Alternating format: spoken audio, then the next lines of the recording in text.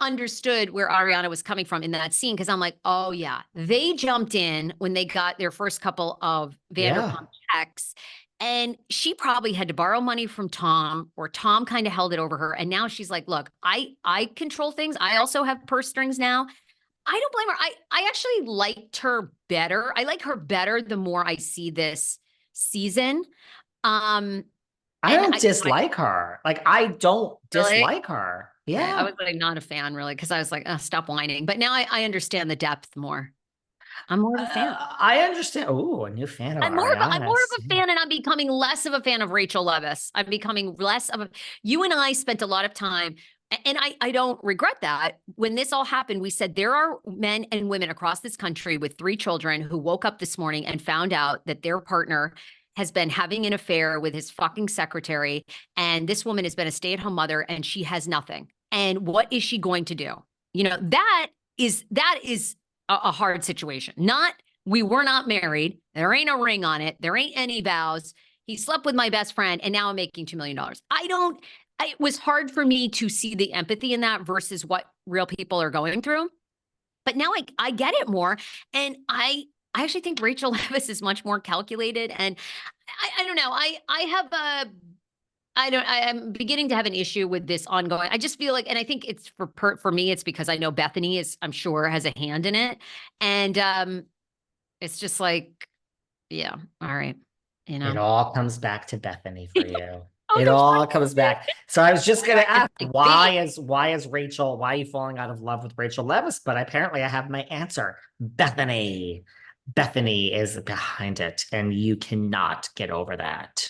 Or we think she's behind it. I don't So believe it's you think fair. Rachel, it's because of the lawsuit. You think this is all calculated, that she has been planning this from day one, Miss Leviss. I think pretty quickly, yeah. I think she got and maybe I'm the dummy. Maybe she's very smart. What else did you I loved I related to Lala. Lala talks about getting her sperm donor in this episode. She tells LVP, and of course, LVP's face is like, oh, yeah, absolutely crazy, darling. She goes, LVP, I want 4 babies. I can't wait to meet Lala in real life. I feel like we'll connect because I'm probably going to end up, I'm going to do another round of IVF. My first one failed.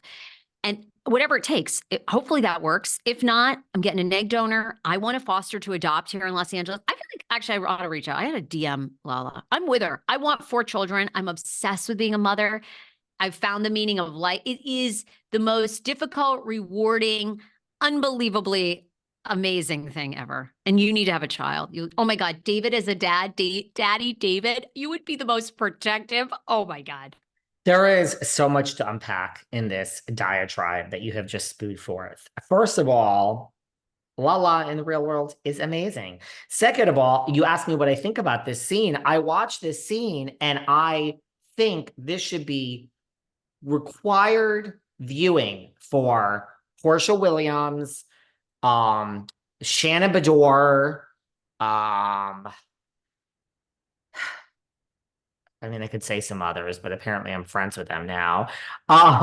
We can keep going. I'm watching this and I'm just thinking to myself, this is what a strong woman looks like. I don't care if people don't agree with me. That's what I think. When she says to Lisa, I have made up my mind. I am having a child. I don't want a fucking baby daddy. Give me a break. I'm like, that is a strong woman to me. My experiences with Lala have been nothing but great. That to me is better than these women who are trying to fill up their fucking love tanks. And they are just, and they're with these guys that are bringing them down because they're so lonely and they don't want to be alone. Now Portia's getting another divorce. Shannon is in the fetal position over John Jansen. We're not even talking like you're losing over. She ended up well, but let's not give too much credit to the Tins. The Tins, who just went from guy to guy. Tinsley has ended up. Leave the Tins alone. The Tins has ended up. She's found a good one. A widower. Always go for a widower, girls and guys. Always go for a widower. Bob Saget's widow. Well, a widower is like you could have stayed. It's like that's a.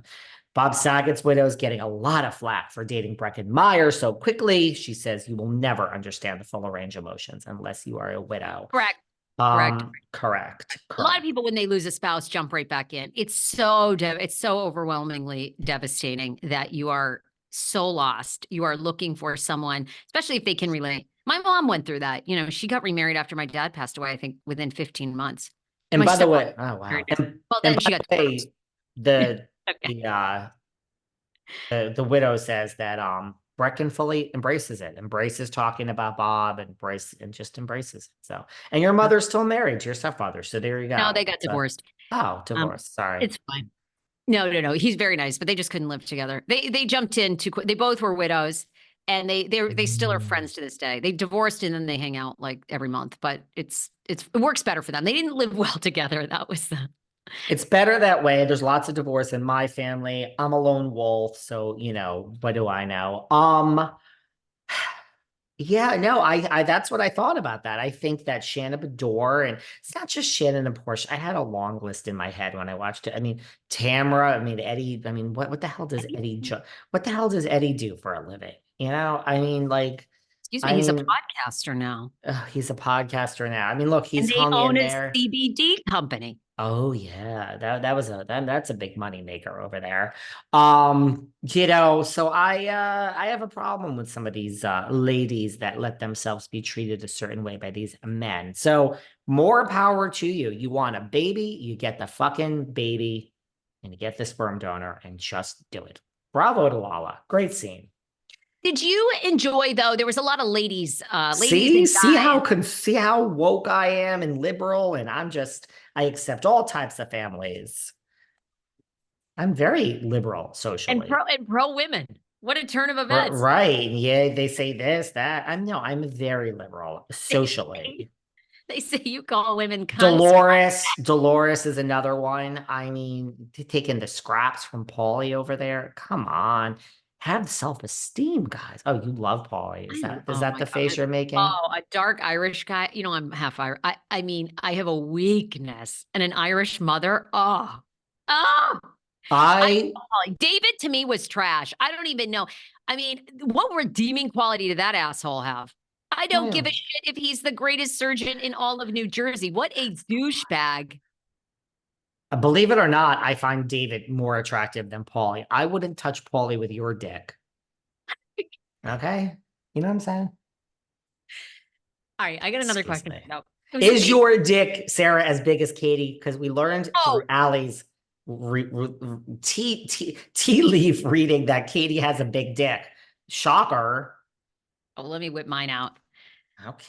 What was that old FDR saying? What was it? Speak slowly, carry a soft no, speak softly, carry a large stick. That's it. There I'm you very go. nice. Don't push me. You can Join be the a real club. CU. Yeah, I know. I've learned that from you. You've given me good. You're the most lovely human being, but I wouldn't fuck with you. I know you're a CU if you have to be. I'm And lovely until you try to cross me. And then I don't even see